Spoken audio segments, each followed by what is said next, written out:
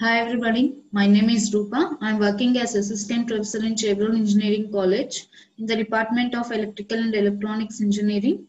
Today's subject is renewable energy sources. In that topic is design considerations of horizontal axis machines.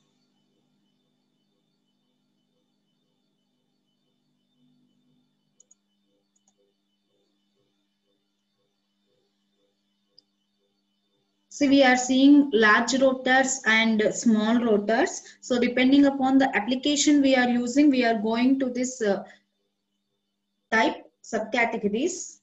So in rotors, these are relay rotors that are used to lift they are capable of turning at very high speeds. Suppose if you take a small rotors, they can spin at 400 to 500 revolutions per minute. Okay, so the wheel of the turbine can make the revolutions per minute of 400 to 500 because small rotors of less diameters are much faster rotating. And the blade tip speed is of several hundred kilometers per hour. Okay, so the speed at the blade tip of the blade is considered as several hundred kilometers per hour. It is mentioned in per hour. So if you see this several hundred kilometers, we can see that it is more than 10 to 8 to 10 times faster than the wind speed. And coming to the very large airfoil rotors, they turn much slowly. Okay, so if you take the large airfoil rotors, their spinning speed is only 20 to 40 rpm because due to their high diameters, they will if they rotate with more speed, they will get damaged. So that's why they are rotating with low speeds. So the spinning speed is approximately 20 to 40 rpm rotations per minute, and the blade tip speed also considered as when compared to the small rotors, it is 65 to 100 meters per second only. Okay, in kilometers per hour means like several hundred kilometers per hour. If you compare with the small rotors, it is only 250 to 400 kilometers per hour. But here it is several kilometers, several hundred kilometers. We can mention that. Next, we will see the advantages and what are the applications in the drag devices. Lift is more advanced. We know that lift devices are more advantageous than the drag devices. Now we will see what are the circumstances that are going on in the drag devices and what are the advantages and disadvantages when comparing with the lift. We will see now. So these drag devices, these are less efficient wind energy converters, and these always turn more slowly than the wind. Okay, so every time they move, they turn, the speed will be more slower than the wind. These will be working best in the less windy inland locations only. If there is only less wind, these are used. Faster they run, if they run fast, they will spill the wind more. Spill means breaking the wind, nothing but. Okay, so how faster they runs, they will cut the wind and moves. And lift devices, on the other hand, these are capable of profit. They are capable of giving profit from the higher power densities. These higher power densities are only available at high wind speeds only. And the ratio of the power extracted by a lift device to that of the drag device, it is usually greater than 3:1. And if you consider the same swept area, if you compare the lift and drag, the ratio will be usually greater than 3:1 ratio. That is, lift device is having 3 times more than the drag device. And these drag devices, these are capable of generating high torques than the lift devices. In drag devices, we can create higher torques. Higher torque means nothing but twisting forces. Okay, so these are mainly useful for water pumping. This is the most common use of this drag device. What is that? Water pumping. And these are less, as they do not rotate with higher speeds, they cannot be coupled with the generators. So this is the disadvantage of the drag device. They are not suitable, or if at all suitable, they are less suitable only for electricity generation, because these electricity generations requires high rotational speeds.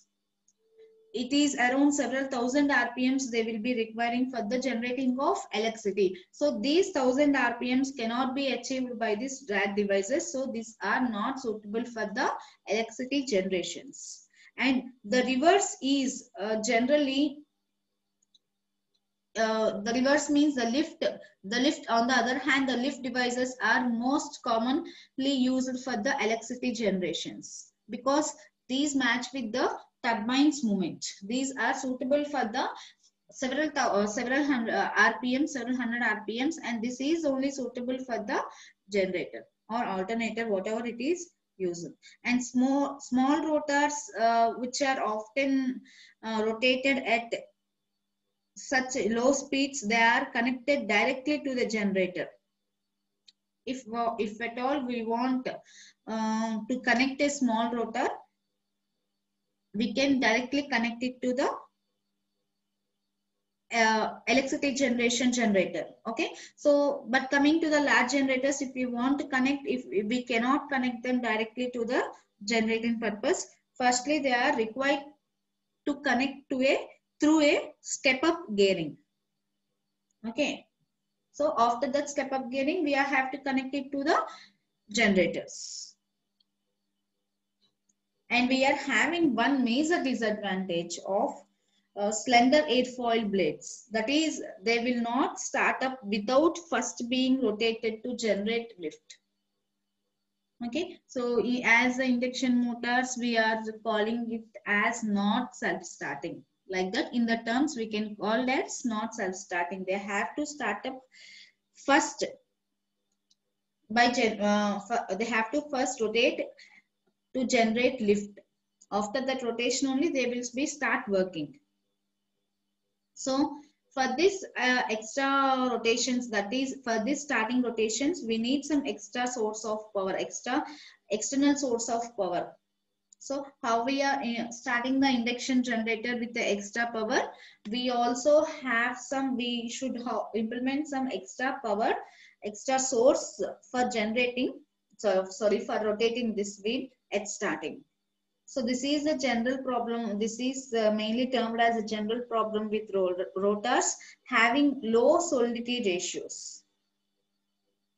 Okay, so this solidity is nothing but I will explain you with the formula. Actually, it is defined as a fraction of total circumferential that contains blades. This definition and the formula for solidity will be explained in next slide, next slides, and in further classes we can go through this solidity. So just to see the definition, it is defined as a fraction of total circumferential that contains the blades. Okay, so the surface contains some blades. If you calculate the fraction of total circumferential which containing blades, it is termed as solidity. Okay, so if this is having, this rotor is having low solidity ratios. This is the ratio. Solidity means it is a ratio, NC by pi d. Okay, so this is ratio, and this is becoming low solidity ratios, because the blades on the total circumferential area will be occupying only small part, that is approximately 10% less of the rotor swept area. So the rotor swept area of the wing will be more when compared to the blades occupying the total surface area. Okay, so the ratio of projected area of the rotor which is considered on the plane perpendicular to the axis of rotation to the swept area of the rotor is also called as solidity. Okay, so we can define like this also. The ratio of, we can define in ratios also, or we can calculate the just the occupied space in fractions, in ratios. Okay, so the other definition of solidity is, it is the ratio of projected area of the rotor divided by swept area of the rotor. So if you compare this ratio, it will be low solidity area we are getting for this airfoil, slender airfoil blades. For multi-vane fan type rotors, such as, if you example as American farm windmill, a typical solidity ratio is for this is 0.7 for multi-vane fan type.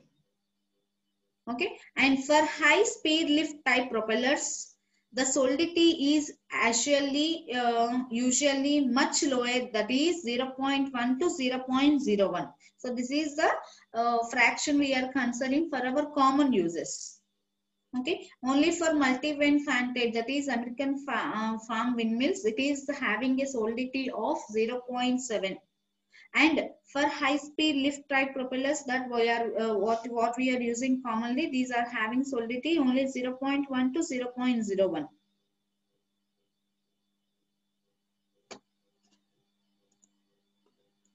Next, if we come to lift type rotors, these lift type rotors, these are tampered or twisted.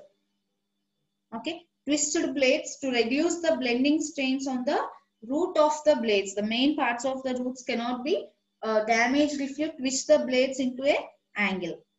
So, or the horizontal axis rotors, these horizontal axis type rotors will be depending mainly on the lift only.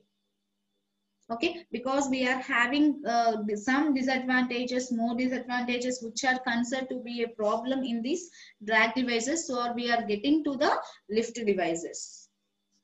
Maximum efficiency here can be achieved by when this angle of incidence approaches the maximum possible angle of attack prior to the stalling. So before stalling occurs, if you can make the angle of incidence equal to maximum possible angle of attack, we can get maximum efficiency here in this condition. So in this condition also, if you get the maximum efficiency, lift drag ratio will be also, we are getting high. That is nothing but simply we are calling it as maximum efficiency.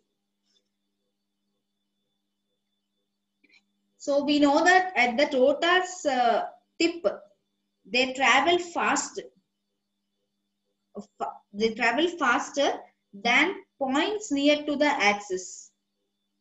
Okay, so this is the known truth that rotor tip will be traveling faster than the point near the axis at the middle. So the angle at which the wind meets the plane of rotation, this angle will be decreasing in linear proportion to the radius. So for this reason only, an efficient wind rotor, that is working a good efficient wind rotor, it requires the blades to be twisted so that the optimum angles of incidence it is obtained at all the radii when the machine is running at its design speeds. So if you get twisted only, we will get the radius of all the machine as equal. And if you do not twist that, we are getting some variations in the traveling of the rotors. At tip it will be faster, and at axis it will be nearer. So there will be some variations at the rotor only. So in order to decrease the variations, decrease the disadvantages what we are getting in the variations, we are twisting the rotor blade. So for this same reason only, high speed machines have blades set at a finer pitches. Okay, so for higher machines, the blades are set at the finer pitches than the lower speed ones, and the ratio of the speed of the rotor blades to the tip of the wind, it is called as tip speed ratio, TSR. Okay, so it can be abbreviated as T, capital S, capital R. This is called as tip speed ratio. So once again, I am saying the definition. It is the ratio of speed of the rotor blade tips. Okay, so in numerator we are taking the speed of the blade tips, and in denominator speed of the wind. So speed of the wind is, free wind speed is denoted as V here. If you see the equation, you can know the definition. See, here this is the V, this is the speed of the wind, and V tip, it is the speed of the rotor tip.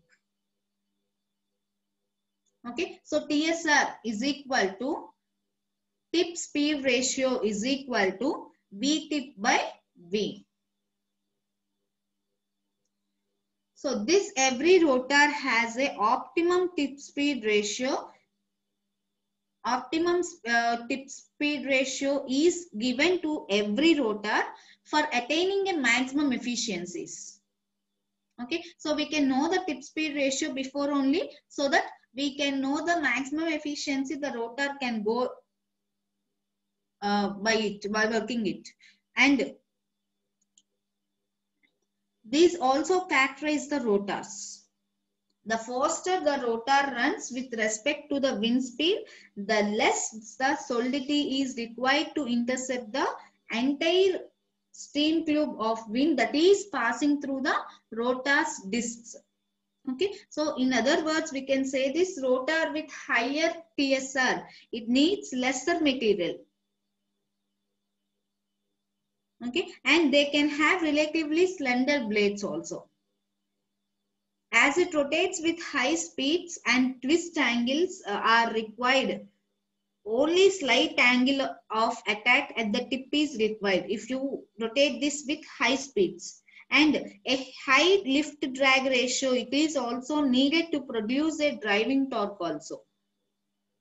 Okay, so we need high lift drag ratios in order to produce high or good quality, good ratio, good amounts of driving torques. So if you compare the above results, we can say that high speed, low solidity wind rotors, it need good quality airfoils. Okay, so these airfoils, these good quality airfoils which are used similar in the aircraft, we have to take outside also. So these are actually these good quality airfoils are used in the aircrafts. So at this same quality we have to use at windmills also to achieve maximum efficiencies. These are, they must be made up of good surface finish, and the structural integrity is to be necessary. The structural integrity means the above structural inner structural parts should also has to withstand the high rotational speeds also. So for this above two reasons, good surface finish we should have and structural integrity we should have. So considering these above two reasons, the cost per meter square of a good high speed rotor is very great, very high than that of low speed rotors. For low speed rotors, we are taking less quality of material, and we need less quantity of material also. So when you compare the higher and high speed rotors and low speed rotors, the cost per meter square of high speed rotors will be compulsory in expensive.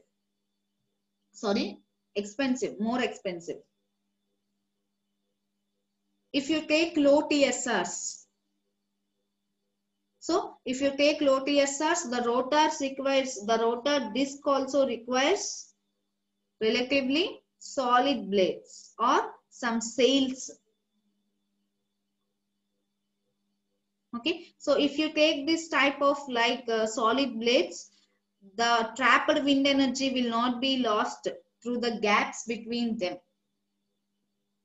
Okay, solid means without any cuttings or without any included holes in that. If you take a solid blade or a sail, the wind will not be lost through the gaps between them.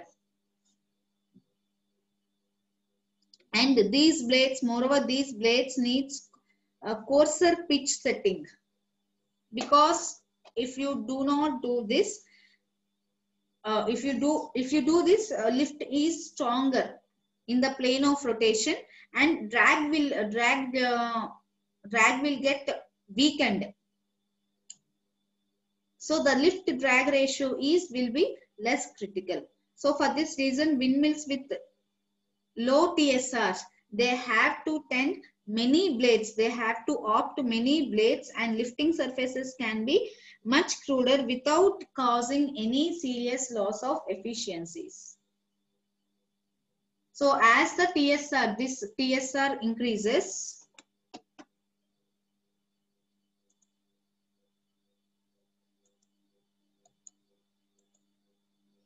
so as this TSR increases, the number of blades will be decreasing.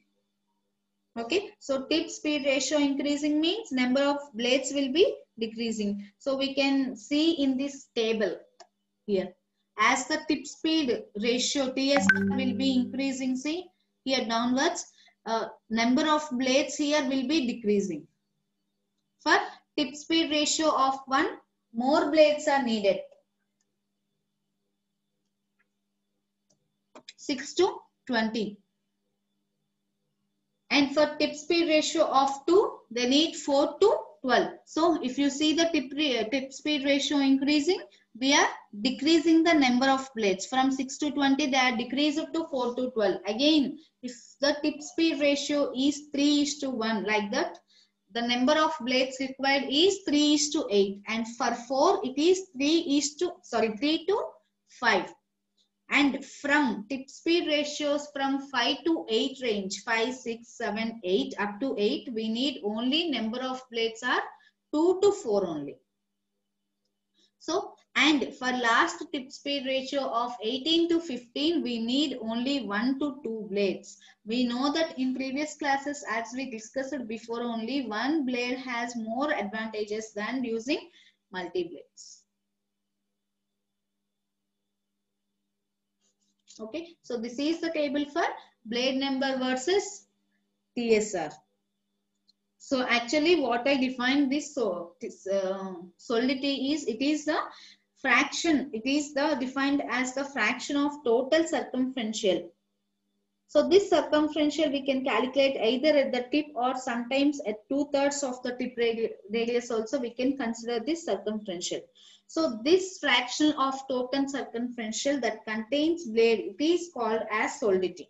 So S is equal to, it is defined as NC divided by pi d, where here N is the number of blades and C, it is the average breadth of the blade, and D is the, we know that D is the diameter of the circle. It is described by a blade.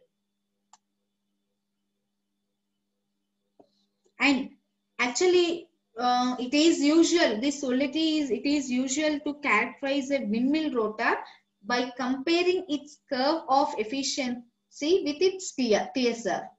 Okay, so by comparing the curve of the efficiency with the TSR, we can characterize a windmill rotors. This efficiency is, the windmill rotors efficiency are usually expressed as CP. Here, CP, C suffix P. Okay, so actually this is called as power efficiency or performance efficiency. Okay, the efficiency of the windmill is expressed as CP. This is called power efficiency or performance coefficient. Sorry, power coefficient or performance coefficient. So this is a fraction of wind energy that is passing through the rotor disc and that is converted into the shaft power. Okay, so what is this? This is the fraction of wind energy which is passing through the rotor disc that is converted into the shaft power. We can called CP as CP is equal to 0.5 into rho into AV cube. So all the abbreviations are explained before only, and every type of rotor is having different or unique CP curves. Every type of rotor are having unique CP curves. The shape of this, the reason for the shape of this curve is that the optimum CP, which occurs when the rotor blades are operating at maximum LDR lift drag ratio, that is this LDR lift drag ratio, it is close to but not quite stalling, not equal to stalling.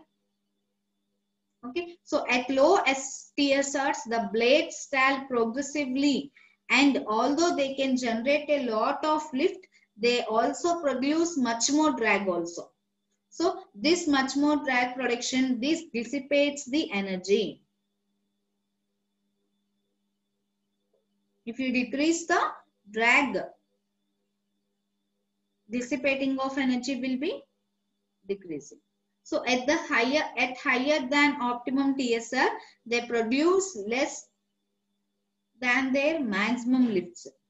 And the lift forces that act as a less favorable angle. These lift forces will also be acting at less favorable angles. So at higher optimum TSRs, they produce less than the maximum lift because the angle of incidence will be decreasing here. At maximum lifts, the angle of incidence will be decreasing. At runaway speed, the angle of incidence will be equal to 0. So at that time, the lift and drag forces that balance, the lift and drag forces will be balancing.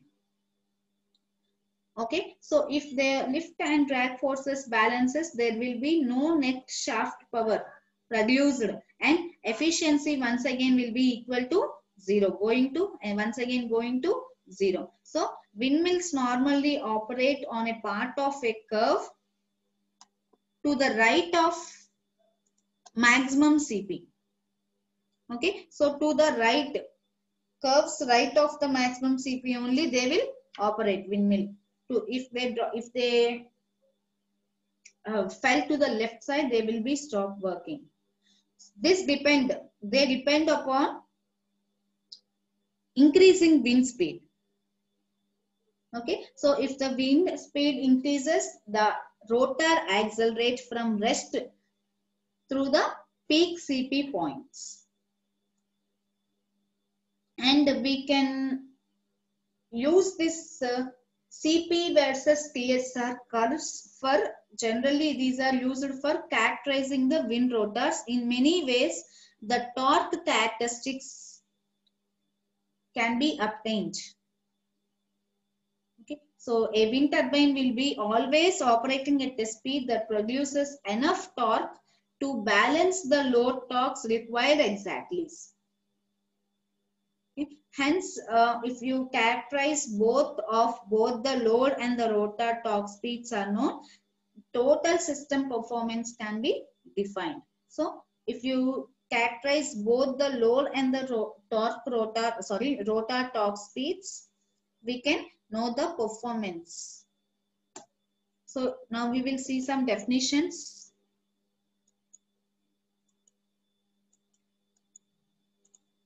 Torque efficiency, this is denoted as CT. It is defined as CT is equal to capital T by T maximum.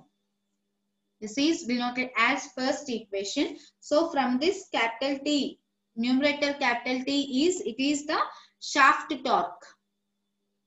And in denominator, this is shaft torque, and this T maximum, it is the torque at maximum efficiency.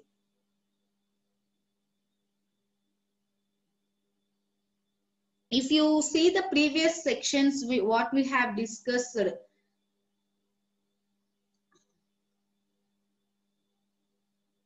okay, so in previous sections we have discussed the forces on the blade and thrust on turbines. Okay, so when we are discussing these forces on blades and thrust on the turbines, we have discussed the circumferential force, axial force, like that. So once again, recalling all these forces. So in previous sections of thrust on the wind turbines, they provides a conventional opportunity which gives, we from the previous sections we are defining the, we are getting the definitions of torque that is causing at the shaft power. Okay, so at this stage there is no attempt made to analyze any angular moment, what the twist of the angle is in the shaft. So what is the, we did not also analyze the angular moment exchange between the air and the turbine also. If the turbine turns one way, the air must be turning the other, right? So if you full analyze, we will get the other calculations in the wind also. So when we are fully analyzing, we have to consider the air circulation down wind turbine also. The maximum convencible torque T, capital T, on the turbine rotor, it is occurring if the maximum thrust, that is the force, could somehow be applied at the blade tip further from the exhaust. So if this force, if this maximum force will be applying on this, we will get maximum torque there. So if you consider for a propeller turbine of radius r, we can define T maximum torque is equal to F maximum into R. T is equal to force into radius. So if you take the maximum torque, force will also be maximum here. So T maximum is equal to F maximum into R. So I am giving equations, numbers to the equations, go through them also. So this is CT, torque coefficient, it is first equation, and this torque maximum, it is the second equation. After that we will use these equations also for further calculations of terms. So T is equal to F into R. Again we know that F maximum force is equal to half rho A1 area and wind velocity VI whole square. Not whole square, square. So if you substitute this F value in the above equation, if you substitute this third equation in second equation, you will get the fourth equation as T maximum is equal to half rho A1 V1 or VI square, both are equal here, into R. The left one is R. So for the working machine it is producing a shaft torque T, the torque coefficient Ct, what we have discussed before, it can be defined from this, from the first equation, we can define the torque coefficient Ct as T is equal to, here we can write from first equation, T is equal to Ct into T maximum. T is equal to Ct into T maximum. Okay.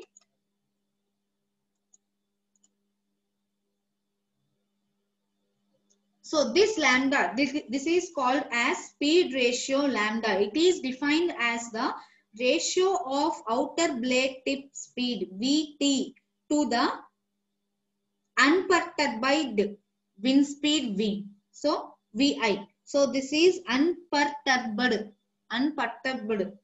wind speeds Vi. So this is the ratio of both. So lambda is equal to Vt by Vi. So Vt can be written as R into double omega, where R is the outer blade radius and omega, it is the rotational frequency. So the ratio of outer blade tip can be, Vt can be written as R into omega, radius into rotational frequency. Okay, so from equation 4, see, from equation 4 in previous slide here, this is the fourth equation. So from equation 4, substituting for R here. Okay.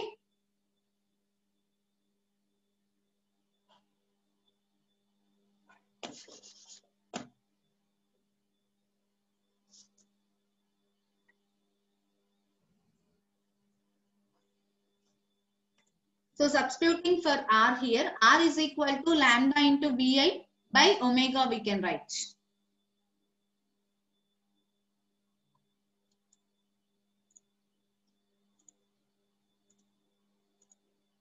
Okay.